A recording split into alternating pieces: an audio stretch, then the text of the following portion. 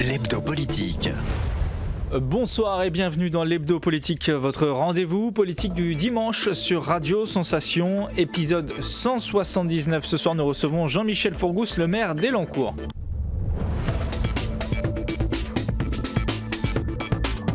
L'hebdo politique. Jean-Michel Fourgousse, bonsoir. Bonsoir. Maire d'Elancourt, disais-je, mais aussi président de l'agglomération de Saint-Quentin en Yvelines.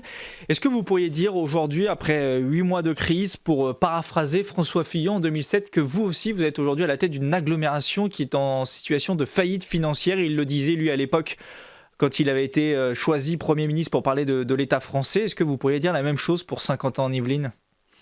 Non, je ne crois pas. On a une agence de notation Standard & Poor's qui encore nous a évalué il y a une semaine, donc on n'a pas encore la réponse, mais de ce qu'on sait, je pense qu'on va rester 2A, qui est bien sûr une excellente note pour une collectivité, surtout en ce moment. Donc, quel est l'impact de la crise? Alors, attendez, en plus, il note bien qu'on est une des rares agglos. Si l'État français en faisait la même chose, on a baissé quand même notre dette de 25%. On n'a pas augmenté les impôts sous mon mandat.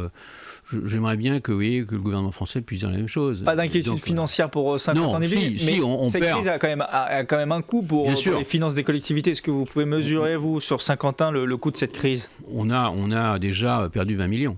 20 millions d'euros, oui. C'est absorbable ou alors c'est... C'est absorbable, mais il y aura toujours des sacrifices à faire, bien sûr. 20 millions, et comme toutes les collectivités, je dirais, comme l'État. Alors l'État, lui, il perd, je sais pas, sur le mandat, il va perdre, je sais pas si... Enfin, il a un déficit budgétaire entre 200 milliards et 250 milliards. Vous imaginez un peu. Alors, donc, rien que ça, il va nous le faire payer, son déficit. Donc, de toute façon, on va avoir des effets. Donc, ces 20 millions aujourd'hui, ça pourrait être beaucoup plus demain. Ah oui, c'est absolument. Il y a une imprévisibilité pour tout le monde. Nous, à tel point, c'est qu'on a différé le vote de notre budget. On l'a différé à mars parce qu'on aura des chiffres beaucoup plus stabilisés. Mais c'est le cas de tous mes collègues. Je veux dire. Mais cela dit, Saint-Quentin a plutôt une image, mais vous le savez très bien, a plutôt une image qui est plutôt un modèle de gestion. Mais ces 20 millions et potentiellement beaucoup plus tard, est-ce que ça va avoir un impact sur vos investissements futurs? Est-ce que vous allez réduire un peu la voilure? Est-ce que vous allez fermer des services, moins subventionner les associations? Vous allez devoir faire des choix ou alors peut-être vous endetter? On a plusieurs marges, puisque je vous dis, on n'a pas augmenté les impôts quand même pendant 6 ans. Mais je n'ai pas l'intention non plus de les augmenter. Mais c'est une piste mais si demain il y avait une intensification, on a baissé la dette de 25%. Demain, on peut se réendetter s'il le fallait, etc. Mais je suis pas non plus, c'est pas non plus prévu. Partisan de la dette. Et puis, on peut modifier des services, on peut optimiser des services, voilà. Mais vous travaillez sur le sujet, j'imagine, aujourd'hui. Vous avez déjà des pistes établies. Pour l'instant, il n'y a rien de grave, de prévu sur Saint-Quentin, mais on ne va pas vous dire que tout va bien, comme toutes les collectivités, comme toutes les entreprises. Donc on est bien sûr un minimum touché. Il y a beaucoup d'entreprises implantées sur le territoire de Saint-Quentin-en-Yvelines. On sait qu'il y a des nouvelles façons de travailler aujourd'hui qui se sont développées avec le télétravail. Il y a aussi beaucoup de projets dans l'immobilier dit de bureaux, donc construction d'immeubles pour accueillir des entreprises. Aujourd'hui, avec le télétravail, beaucoup de ces entreprises vont peut-être réfléchir à leur investissement immobilier futur. Est-ce que ça aussi, c'est une source d'inquiétude pour vous ou ça ne l'est pas? Tout le monde confirme ces projets? Non, mais bien sûr que c'est une source d'inquiétude dans le monde entier. Allez voir à New York comment ça se passe. C'est vrai que Saint-Quentin est très spécialisé sur le sujet. Parce qu'aussi, il n'y a pas les mêmes mots. Le deuxième pôle économique derrière la Défense dans l'Ouest parisien, aujourd'hui, ça peut se retourner un peu contre vous. La Défense est bien sûr particulièrement touchée. C'est certainement d'ailleurs les plus touchés en Ile-de-France. Voilà, nous aussi on est touchés, mais on est touchés sur 17 entreprises. Je vais vous dire, il y en a quelques pourcents dedans qui nous disent qu'ils seront amenés peut-être à revoir le nombre de mètres carrés de bureaux utilisés. Oui. Mais pas des choses qui structurellement vont changer les données. C'est pas ça qui va changer, mais on préférait que ce soit dans le sens contraire, quoi, comme ça l'a toujours été. Avant. Vous aviez voté en juin un plan de relance de l'agglomération de 2,2 millions d'euros. Est-ce qu'aujourd'hui vous réfléchissez à un nouveau plan de relance pour aider les commerçants, les entreprises, notamment les startups dont vous vous occupez beaucoup à Saint-Quentin-en-Yvelines?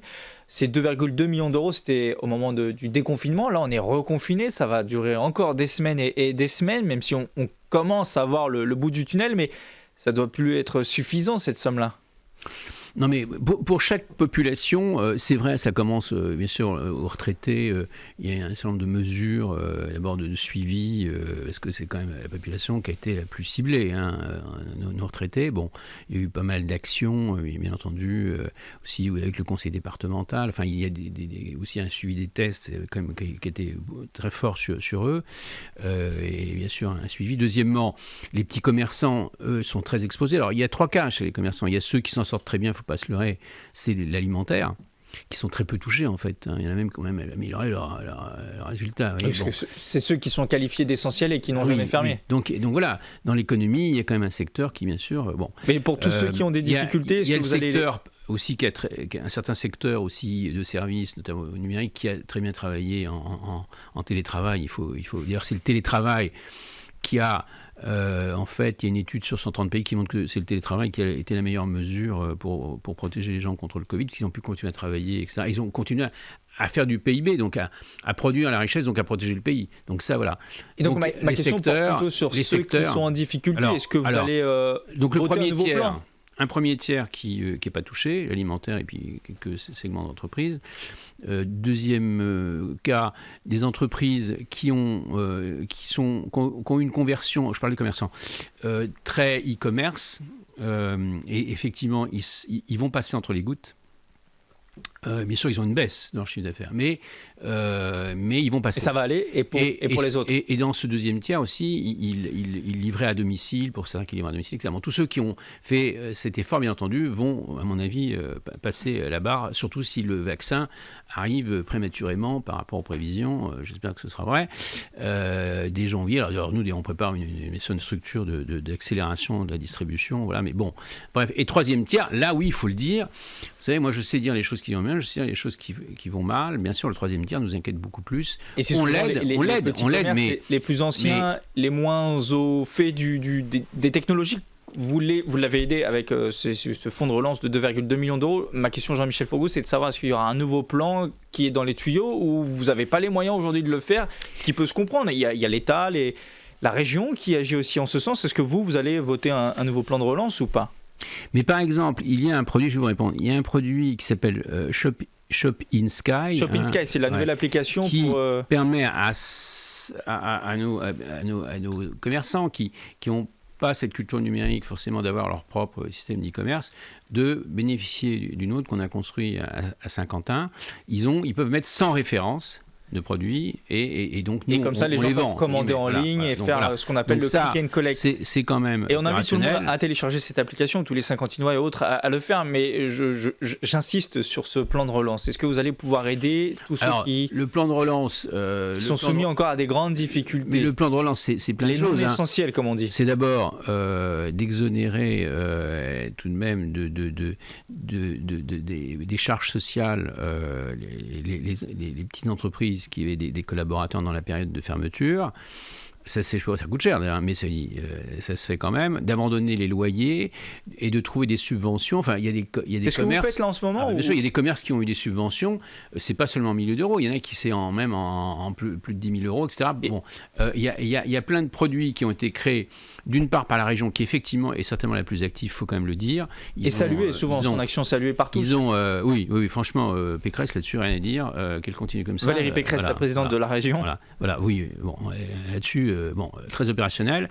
D'ailleurs, hier, elle était encore en soutien sur un événement qu'on a organisé qui s'appelle Sky Business Day. Alors, d'habitude, on le fait dans le Vélodrome en présentiel, on l'a fait en distanciel. Excusez-moi d'insister, Jean-Michel Fourgou. C'est une mesure où vous aviez tous les financeurs. Mais l'agglomération, aujourd'hui, vous ne pouvez pas faire de nouveaux plans. C'est pas pour vous piéger, ma question, c'est juste pour savoir, pour ceux qui nous écoutent, puisqu'on est radio locale de Saint-Quentin en Yvelines notamment, qui émet sur Saint-Quentin en Yvelines, mais aussi dans toute l'Île-de-France désormais, mais principalement sur Saint-Quentin en Yvelines historiquement. Est-ce que vous allez pouvoir voter un nouveau plan? Est-ce que c'est dans les tuyaux, ou alors vous n'avez pas les moyens financiers aujourd'hui de le faire? Et puis on va passer à un autre sujet, parce qu'on s'est Non, mais je vais vous répondre. Il y a un staff, il y a une équipe de DevEco de près de 30 personnes qui sont à l'écoute en permanence dans l'interventionnisme, que ce soit sur les charges fiscales ou les charges sociales ou les loyers ou des aides directes, coordonnées comme on l'a vu hier sur la table ronde pour donc avec tous les acteurs dans le cadre de Sky Business Day. Vous aviez le président de la Chambre de commerce, le président du MEDEF, la présidente de la région, des acteurs du département. Enfin, vous aviez tous les et on était là à organiser nos soutiens. Nous, on a un fonds, on a plusieurs fonds. On a des fonds avec la région, on a des fonds avec le département, on a des fonds, un fonds propre. Nous, voilà. Et puis même avec des grosses entreprises. Enfin, il y a des tas d'opérations. Mais c'est l'écoute. On a une écoute quasiment. Et d'ailleurs, je crois que la présidente de la région le disait, on suit vraiment 60% des entreprises. Ne nous demandez pas parce que dans les 100%, c'est impossible. Pour des différentes raisons d'organisation. Pour les salles de sport qui vont probablement rouvrir le 20 janvier, selon les annonces du président de la République il y a plusieurs jours désormais. Est-ce que pour elles, vous allez pouvoir les soutenir, celles qui sont locales et qui aident à se détendre pour tout un chacun? Est-ce que vous avez les moyens de les soutenir à nouveau au niveau de l'agglomération? Oui, de toute façon, le sport, surtout dans une période comme ça, où l'isolement, bien sûr, augmente les mécanismes un peu dépressifs, un peu c'est anxiogène, comme ça, de ne pas pouvoir avoir le même niveau relationnel ou de voir sa famille comme on le souhaiterait, bien sûr. Donc le sport, c'est le meilleur anxiolytique, tranquillisant, antidépresseur. Donc je veux dire, bien sûr qu'on met le paquet là-dessus, et bien entendu, on accompagne aussi, et on a fait passer d'ailleurs déjà des messages pour qu'on réouvre. Idem pour les restaurants. Les restaurants pas laisser mourir. Ouvrir le 20 janvier, normalement.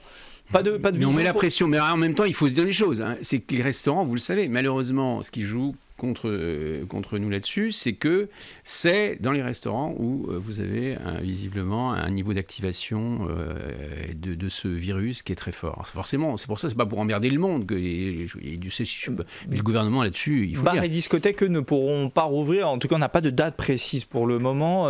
Est-ce que ça, c'est une source d'inégalité d'après vous par rapport aux restaurants et puis aux autres commerçants qui ont pu rouvrir depuis le 28 novembre? Comment vous regardez ça, vous jugez ça, ce flou pour les bars et les discothèques? Vous savez, l'inégalité, c'est simplement votre capacité à propager le virus et donc éventuellement à tuer. Je vous rappelle qu'on en est quand même à 50 000 morts, et encore, on est en dessous du chiffre réel, mais bon. Et personne peut voir nos seniors mourir comme ça. Moi, je peux vous dire, voilà, c'est pour ça que je sais qu'il y a des débats. Là, est-ce qu'il faut pour vous, les seniors, vous seriez pas là si vos parents ou vos grands-parents n'avaient pas existé, vous seriez pas là en face de moi sur ce plateau, d'accord, hein. Là, vous mentionnez la future vaccination, éventuellement, c'est le sujet auquel vous. Oui, et puis de ne pas oublier qu'il faut protéger les jeunes. Il faut bien qu'ils sachent que c'est pas uniquement pour se protéger. On sait qu'ils sont exposés, mais c'est pour protéger après.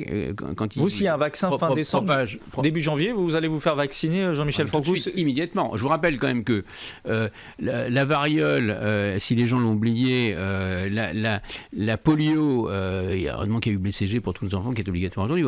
La rage, enfin on peut en citer, c'est des centaines de millions de morts. Si on n'avait pas eu des vaccins, il y a beaucoup de gens qui nous écoutent qui ne seraient pas là. Est-ce que, je le rappelle au passage. Merci les vaccins. Si vous étiez encore député, puisque vous l'avez été pendant 15 ans, est-ce que vous porteriez un projet de loi pour rendre le vaccin obligatoire?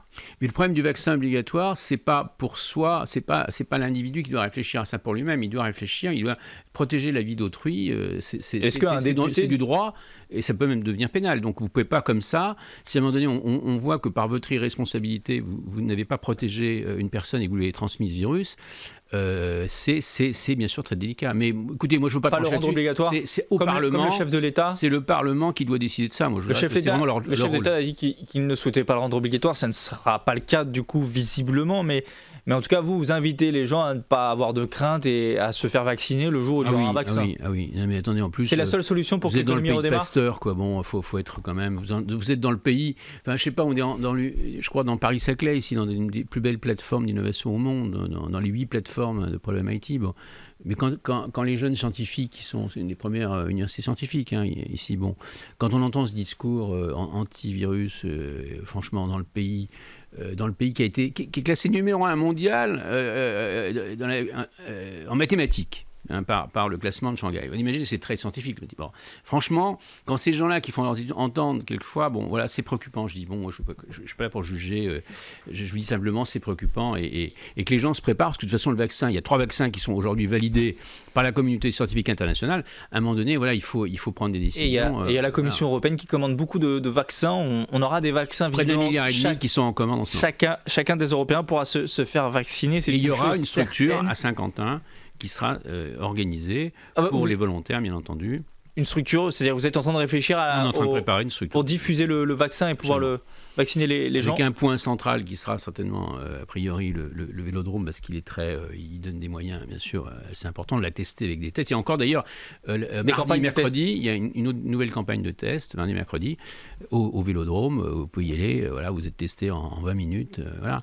Et nous, ça nous permet de roder la distribution. On utilise la base numérique là, de Doctolib pour que les gens, à ce moment-là, pour le vaccin, puissent bien s'habituer à ce système, parce que c'est certainement ce système-là qu'ils auront pour, bien sûr, avoir un rendez-vous rapide et que ce soit extrêmement bien géré. Est-ce qu'il faut aussi, c'est un sujet qui va animer ces prochains jours, ces prochaines semaines, est-ce qu'il faut amender les cas positifs qui ne respecteraient pas leur isolement à l'avenir, et puis les cas contacts aussi, c'est une piste de réflexion. Il y a des pays qui mettent des amendes à ceux qui ne respectent pas ce processus-là. Il y a des députés qui portent ce souhait-là avec des amendes de 1 500 ou 10 000 euros. C'est ce qu'on entend pour l'instant. Est-ce que vous pensez qu'il faut être coercitif sur le sujet, ou alors il faut responsabiliser les gens et leur faire confiance et qu'ils respectent même leur isolement s'ils sont positifs? Mais ça, vraiment, c'est typiquement le rôle du Parlement de trancher là-dessus.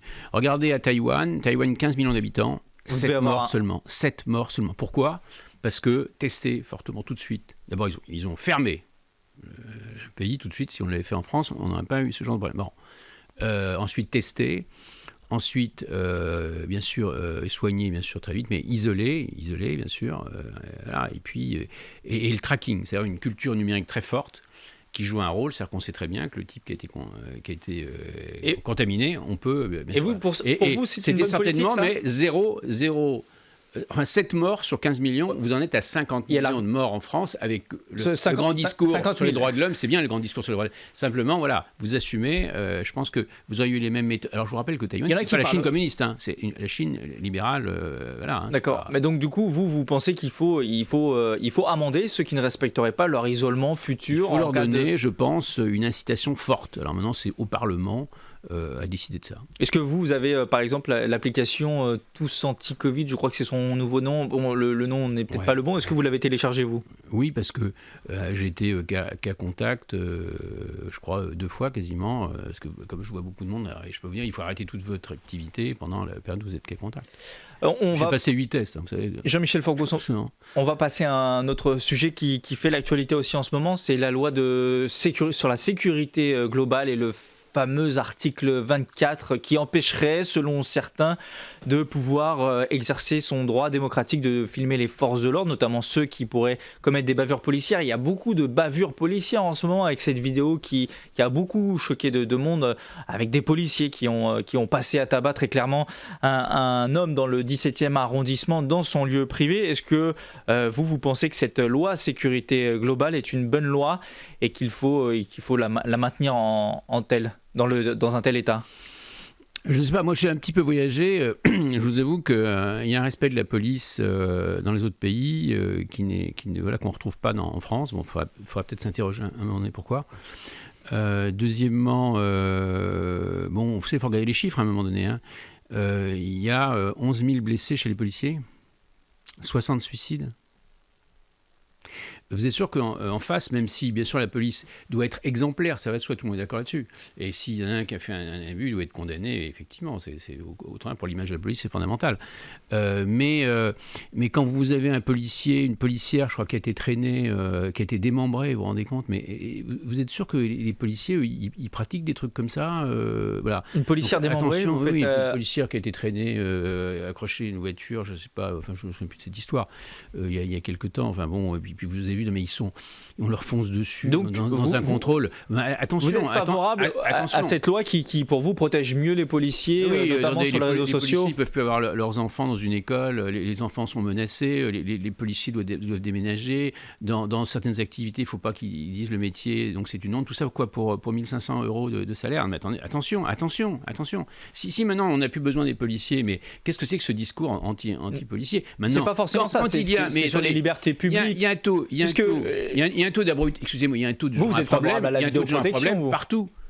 Chez les journalistes, il y a un taux, excusez-moi, de type indélicat, je dirais, qu'il faut écarter. Mais quand il s'agit mais chez les maires, de violence, chez les maires, chez les policiers, chez les juges, mais qu'est-ce que vous croyez? Donc, est-ce que vous pensez pourquoi est-ce qu'on monte systématiquement? Un journaliste vaut un coup de poing d'un policier? C'est quand même pas, l'impact n'est pas le même. Vous le comprenez bien aussi. Ça peut tuer une phrase d'un journaliste. Alors, ça a déjà tué, rassurez-vous. De dire que les policiers sont des tueurs, en tout cas, c'est pas mon idée personnelle ni de. Et que journaliste. le problème de l'insécurité en France, ce serait d'avoir des policiers. Allez aux États-Unis un peu, vous allez voir un peu comment vous êtes traité par un policier dès qu'il y a. Vous avez vu, non mais l'irrespect. Enfin, on tire sur les policiers avec ces fusées là de feux d'artifice. Mais vous vous rendez compte, vous pouvez vous faire tuer comme ça. Est-ce que les policiers utilisent des armes comme ça? Non mais bon, il faut faire la part des choses. Maintenant, un excès d'un policier doit être condamné sans état d'âme.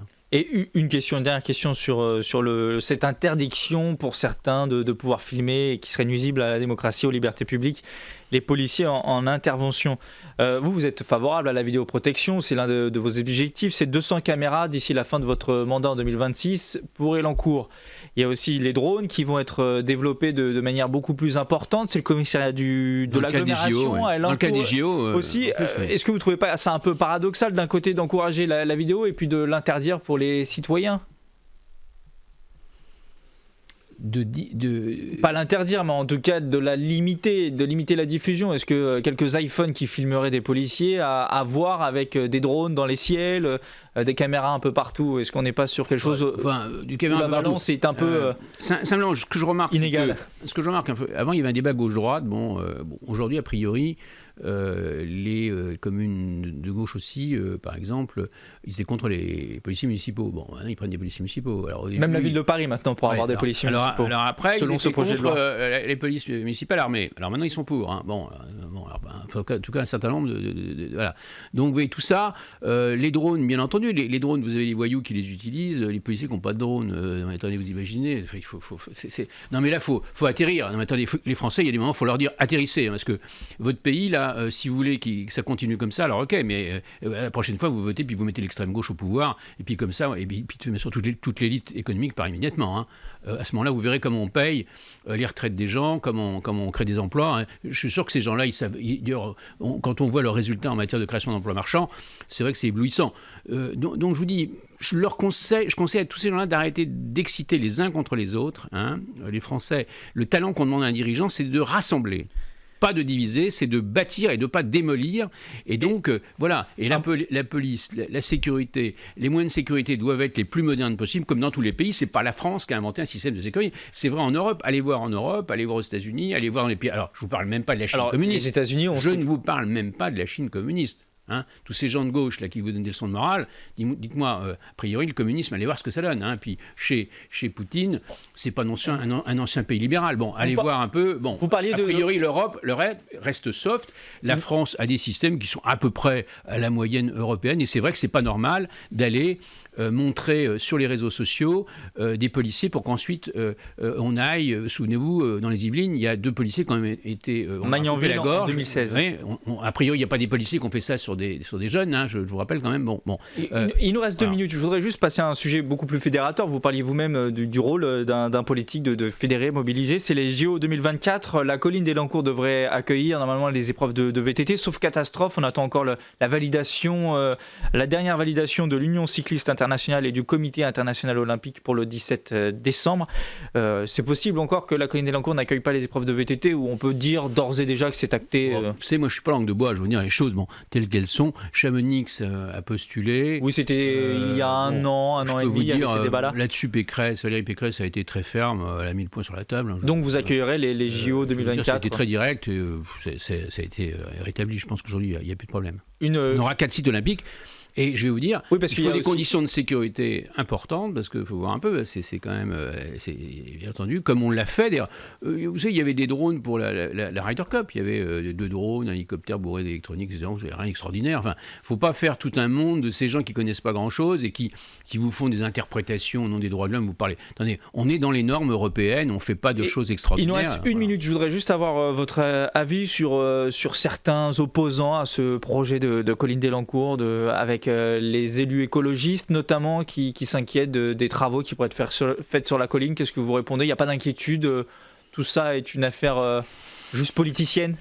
30 écoutez, vous l'avez dit vous-même, mais il y a une association qui s'appelait les Amis de la colline Delancourt. Genre, j'ai eu le responsable. Alors, il est venu 2 fois sur la colline pour un mec qui est ami de la colline Delancourt.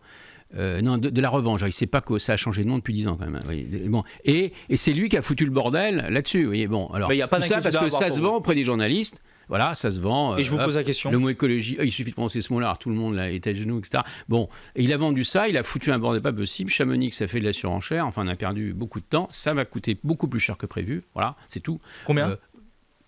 Je ne sais pas, mais ça a coûté beaucoup plus cher. Je ne sais pas le chiffrage aujourd'hui exact. Je vous le dirai quand on se reverra. Merci beaucoup, Jean-Michel Forgouze, d'avoir répondu à nos questions. Vous êtes le maire LR d'Elancourt et président évidemment de l'agglomération de Saint-Quentin en Yvelines. L'hebdo politique, c'est fini pour ce dimanche. Vous pouvez retrouver cette émission en podcast, audio et vidéo sur notre site internet, applications et réseaux sociaux. À dimanche prochain sur Sensation. Merci. L'hebdo politique.